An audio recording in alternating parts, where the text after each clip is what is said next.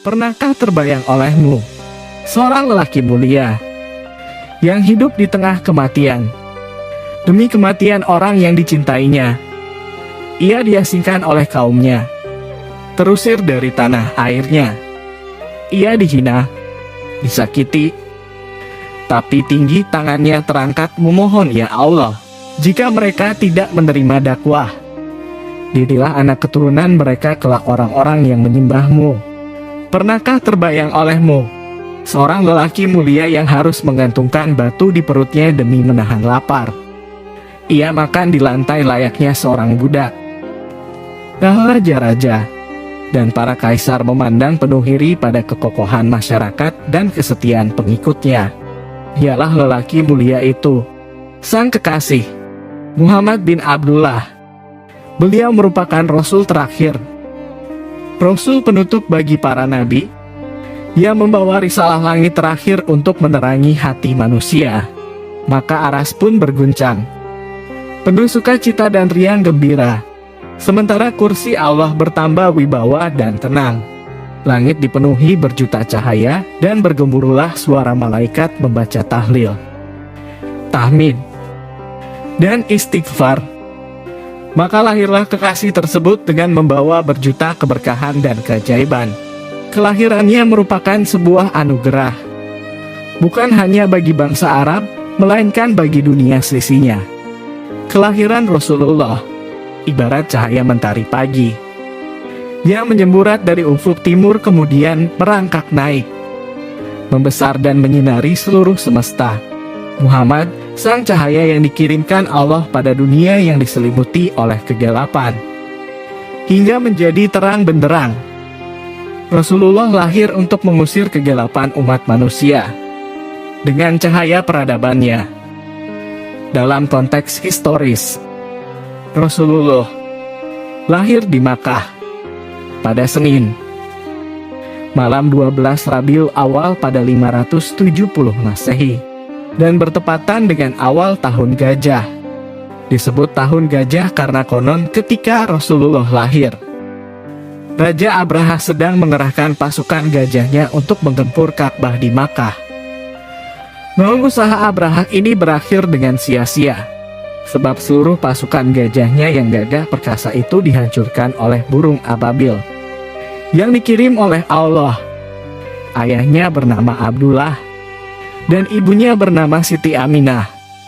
Nama lengkap Rasulullah adalah Muhammad bin Abdullah bin Abdul Muthalib bin Hashim bin Abdi Manaf bin Qusay bin Kilab bin Wurrah bin Ka'b bin Luwai bin Ghalib bin Fih bin Malik bin Nadhar bin Kinana bin Husaimah bin Mudrika bin Ilyas bin Mudhar bin Nisar bin Ma'an bin Adan, dan selanjutnya bertemu garis keturunan beliau dengan Nabi Ismail alaihissalam, dan pada akhirnya sampai pada Nabi Ibrahim alaihissalam. Dengan demikian, Rasulullah masih mempunyai garis silsilah dengan Nabi Ibrahim. Adapun garis keturunan Rasulullah dari sisi ibunya adalah Muhammad bin Aminah binti Wahab bin Abdi Manaf bin Surah bin Kilab. Dengan demikian, garis keturunan beliau dari sisi ayah dan ibu bertemu pada kakek beliau, Kilab. Rasulullah melewati masa kecil sebagai yatim piatu.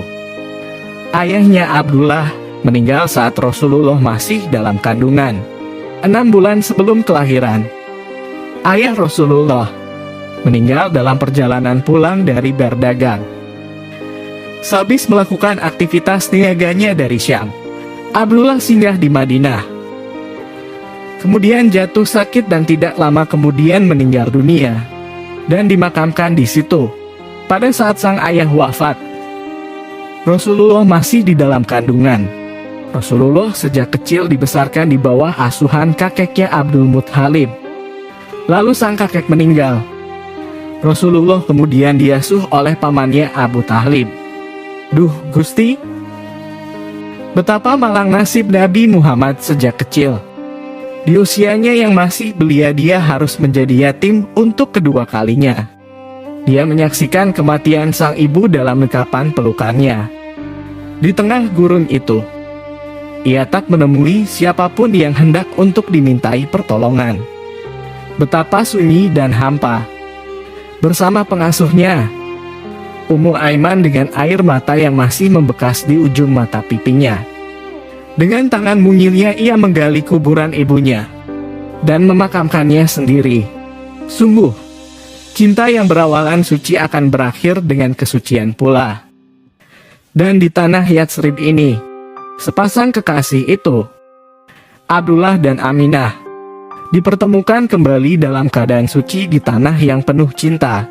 Duh, ya Isati, di berbagai sudut langit dan bumi, kau ciptakan yang namanya cinta. Pada sepasang kekasih yang memiliki hati suci. Setiap malam saling melambaikan doa-doa, sembari berzikir, lalu saling menyelipkan nama masing-masing kekasih. Kemudian dititipkan pada sebuah anak panah, yaitu doa, yang tidak akan pernah meleset dari sasarannya. Begitulah perumpamaan doa-doa sepasang kekasih. Dengan cinta yang suci dan murni, ia akan dikembalikan pada padang Sahara yang tidak bisa dijangkau oleh penglihatan mata. Antara ujung barat dan timur, kini akan menjadi saksi betapa kedua pasang kekasih dari rahim yang sama-sama suci itu dipertemukan dan dipersatukan pada tanah yang sama, yaitu Yatsrib.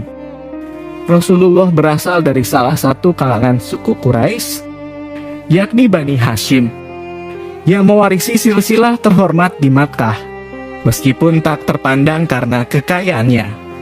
Setelah ditinggal oleh ibunya, Rasulullah saat kecil tinggal bersama kakeknya dari keluarga ayah, yaitu Abdul Muthalib, ketika berusia 8 tahun. Kakeknya meninggal dan Rasulullah kemudian diasuh oleh pamannya Abu Thalib, yang tampil sebagai pemuka Bani Hashim sepeninggal Abdul Muthalib.